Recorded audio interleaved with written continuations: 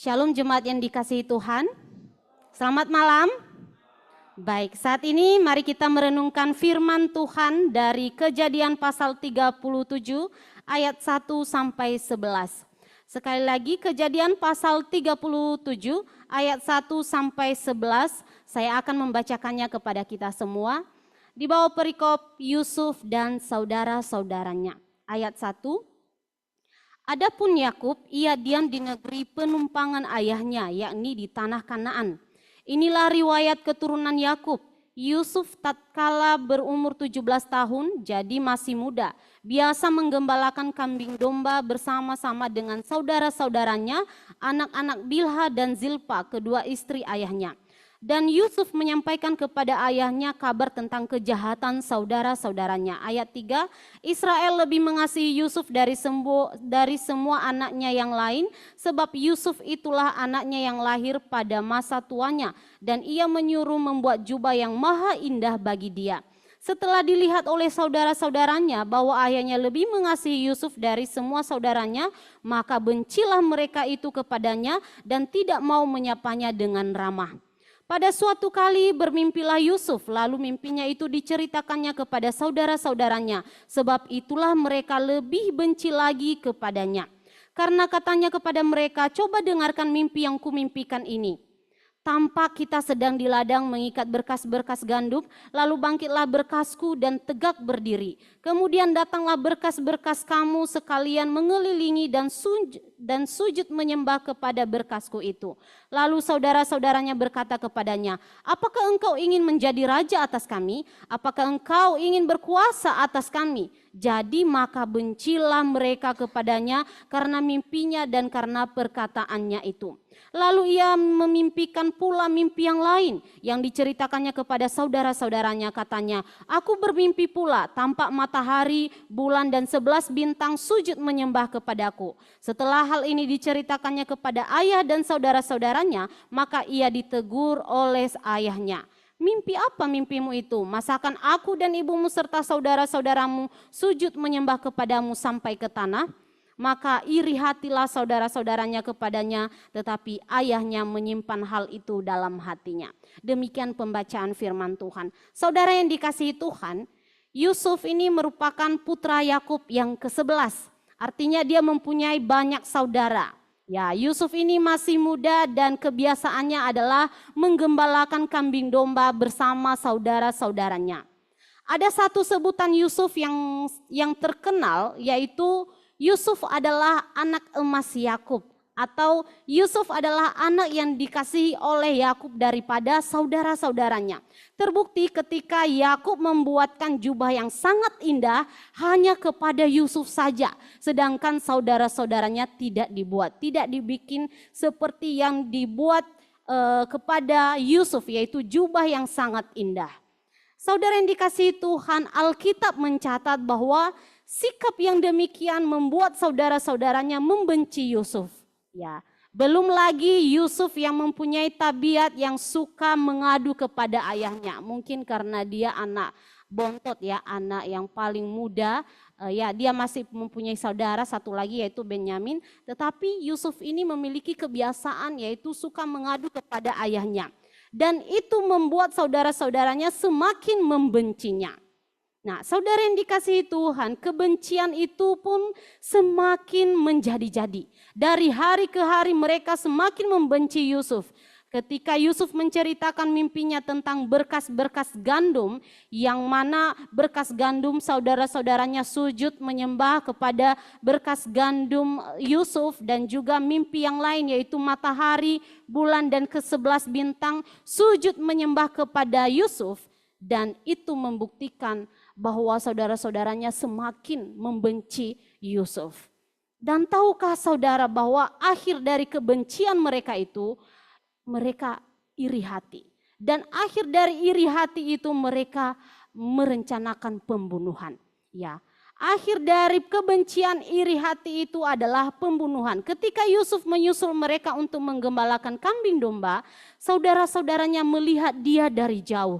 Dan mereka mulai merencanakan pembunuhannya, merencanakan untuk membunuh Yusuf.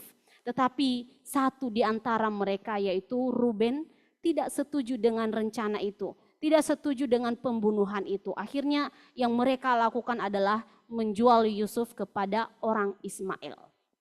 Saudara yang dikasihi Tuhan, sekarang pertanyaannya, apakah Yusuf ini tidak tahu saudara-saudaranya membencinya sehingga ia dengan belak-belakan menyampaikan mimpi-mimpinya, menyampaikan apa yang ia alami, apa yang ia rasakan, apa yang ia lihat melalui penglihatan dalam mimpi itu kepada saudara-saudaranya.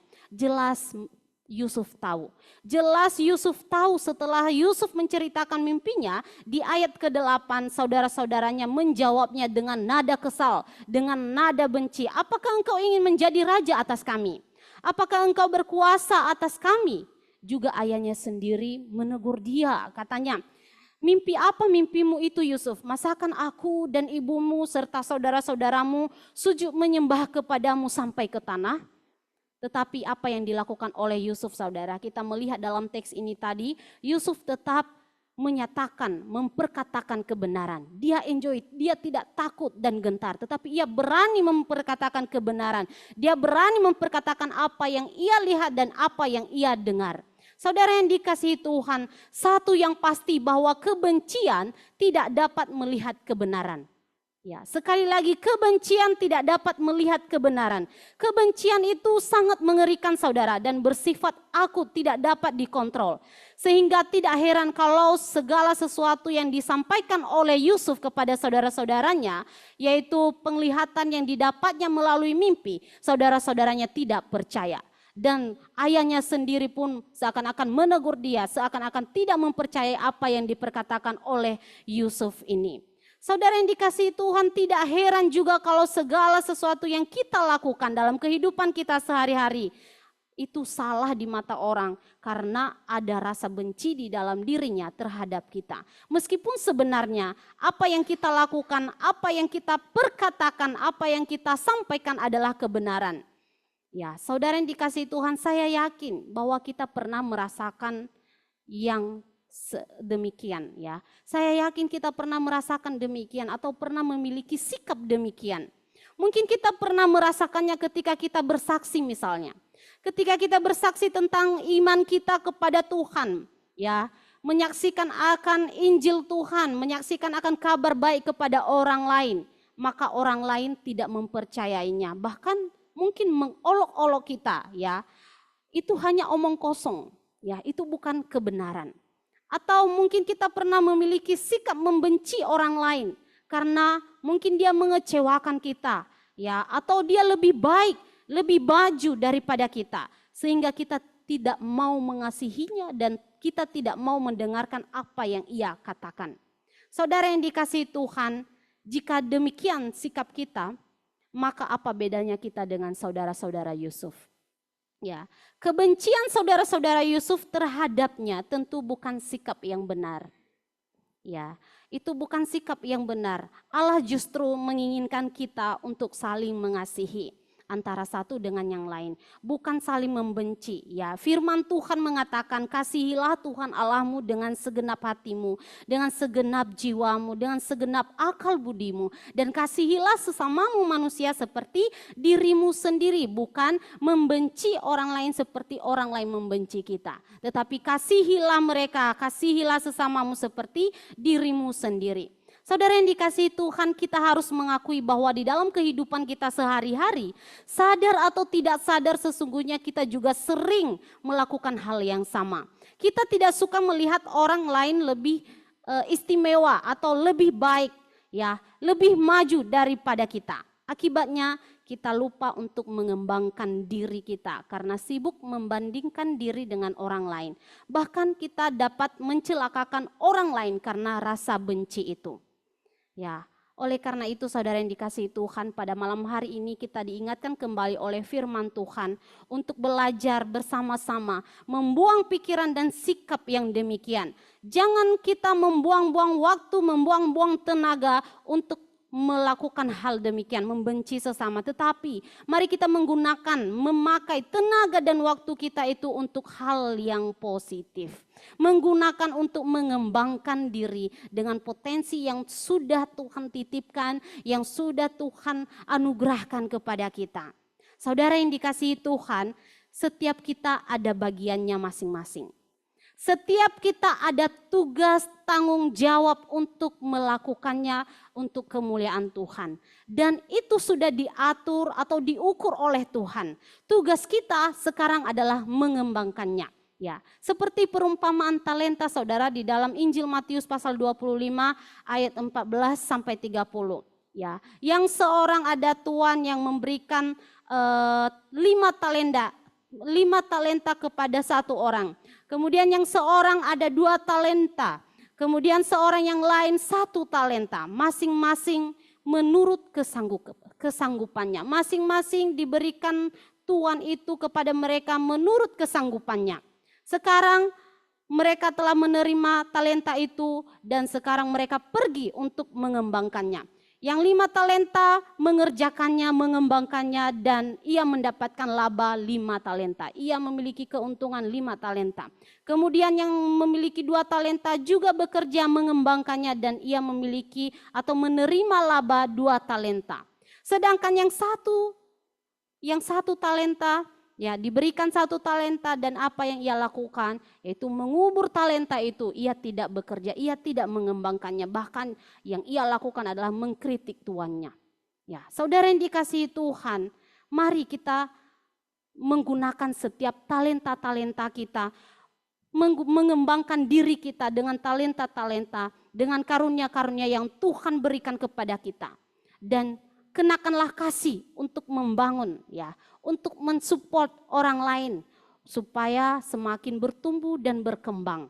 Saudara yang dikasihi Tuhan, demikian dengan hidup kita, ya. Hidup kita gunakan untuk kemuliaan Tuhan, kita pergunakan, kita mengasah, kita mengembangkan untuk kemuliaan Tuhan. Sehingga hidup kita ini hidup kita ini berguna. Ya, berguna bagi sesama, menjadi berkat bagi sesama dan hidup kita menyenangkan hati Tuhan. Saudara yang dikasihi Tuhan, Yusuf adalah pribadi yang tidak melewatkan setiap momen, ya. Sehingga apa yang ia alami, apa yang ia dapatkan dan apa yang ia lihat selalu ia ceritakan, selalu ia saksikan. Coba kita perhatikan di ayat 2b. Yusuf menceritakan kejahatan saudara-saudaranya kepada ayahnya. Ya, mungkin ketika menggembalakan kambing domba, saudara-saudaranya ini malas-malasan dan tidak bertanggung jawab. Dan ia mengadu atau menceritakan hal itu kepada ayahnya. Kemudian di ayat 5 dan sampai 7. Ketika ia mendapatkan mimpi tentang berkas gandum, ia menceritakan hal itu kepada saudara-saudaranya bahwa berkas-berkas gandum mereka mengelilingi dan sujud menyembah kepada berkasnya, yaitu kepada Yusuf. Kemudian di ayat 9 juga ketika ia bermimpi lagi, ia juga menceritakannya kepada saudara-saudaranya bahwa matahari, bulan dan 11 bintang sujud menyembah kepadanya. Saudara yang dikasihi Tuhan, Yusuf bermimpi sebanyak 2 kali dan sebanyak 2 kali juga ia menceritakannya kepada saudara-saudaranya dan kepada ayahnya. Yusuf tidak menyembunyikan satu kata pun, ya. Dia menceritakan. Dalam perjanjian lama, mimpi itu adalah salah satu sarana penyataan diri Allah.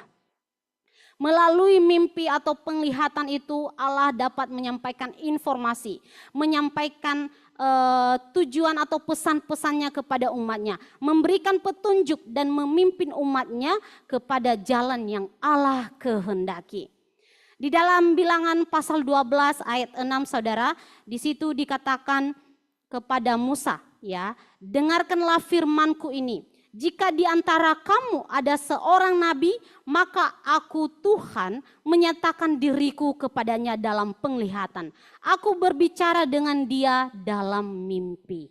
Nah, saudara yang dikasihi Tuhan, Allah menyatakan dirinya kepada para nabi selalu memiliki makna teologis yang jelas. Baik itu melalui mimpi, baik itu melalui api, ataupun melalui para malaikat. Ada pesan-pesan Tuhan yang hendak ia sampaikan kepada umatnya. Ya, ada perintah, ada larangan, ada hukuman dan kehendak Allah di dalamnya. Serta ada pesan keselamatan kepada umatnya. Jadi saudara, sesungguhnya tidak semua mimpi, ya, tidak semua mimpi adalah penyataan diri Allah. Ya, Kenapa saya mengatakan demikian? Sebab saat ini ada banyak nabi-nabi palsu ya. Nabi-nabi palsu yang mengaku-ngaku mimpinya berasal daripada Tuhan.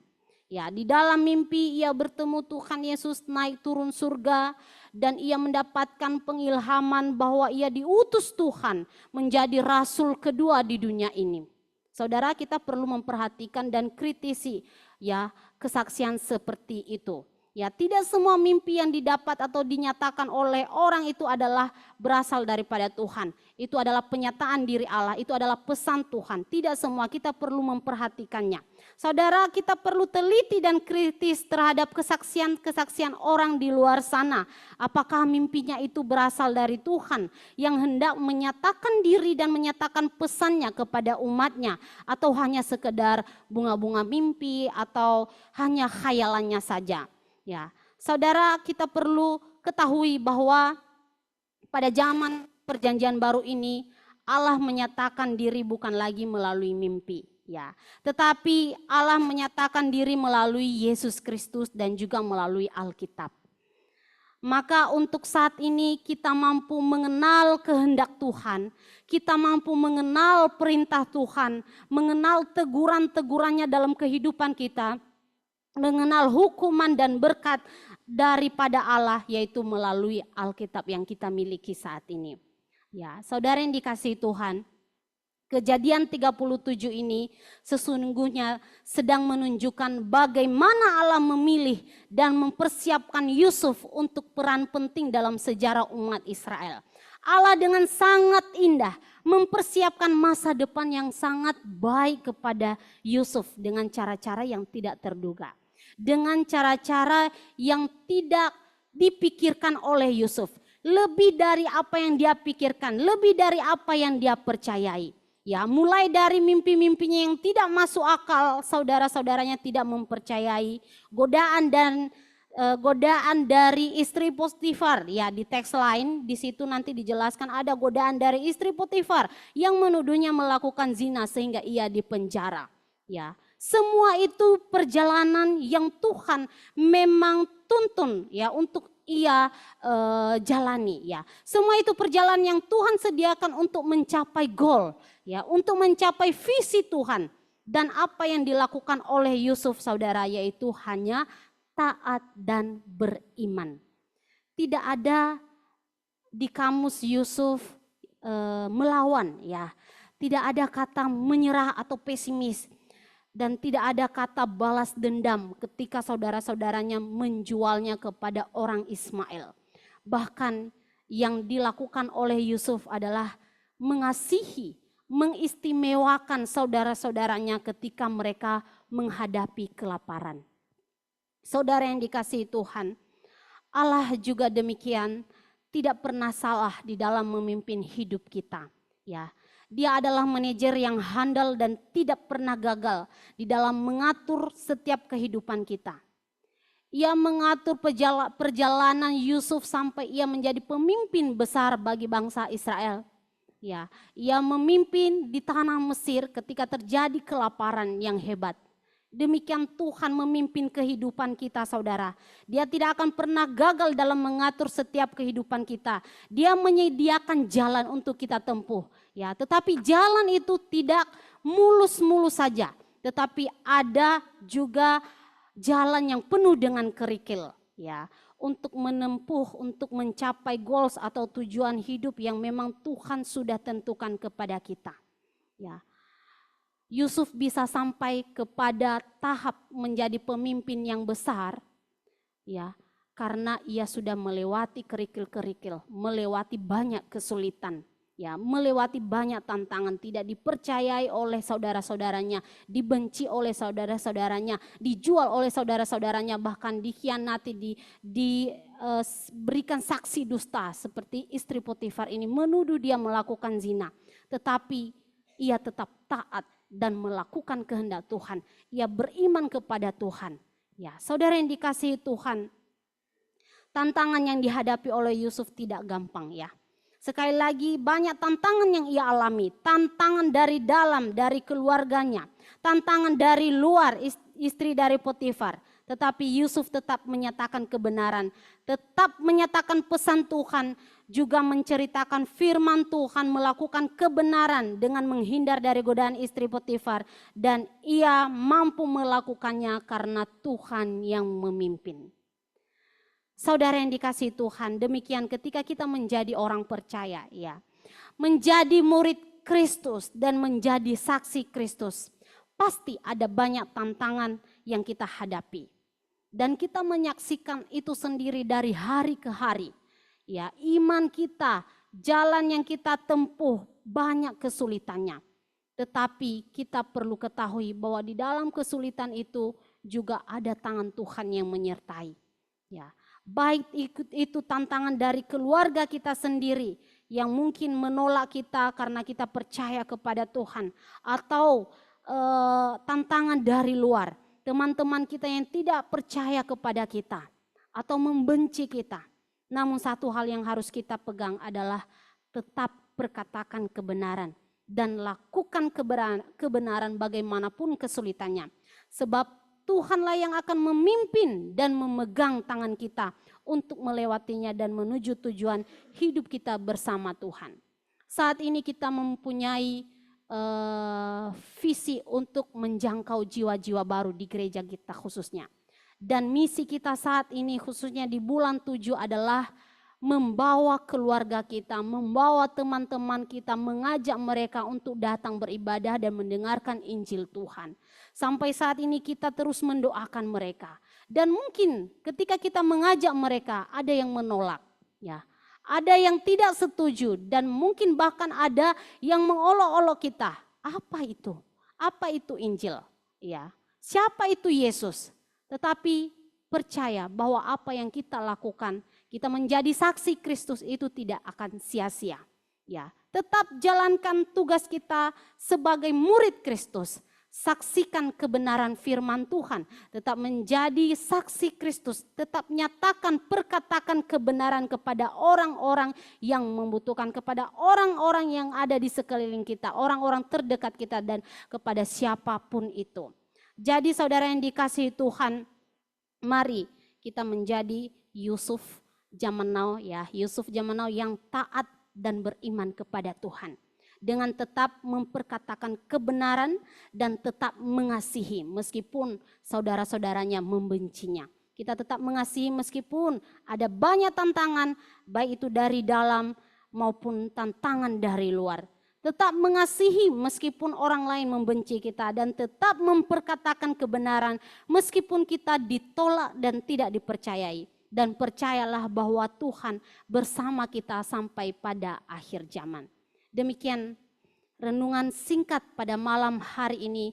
Kiranya melalui firman Tuhan ini kita terus dibaharui dan menjadi murid Kristus yang tetap taat dan setia kepada Tuhan dalam memperkatakan firman Tuhan, memperkatakan Injil Tuhan, dan tetap mengasihi sesama seperti Yesus Kristus telah mengasihi kita. Mari kita bersatu di dalam doa.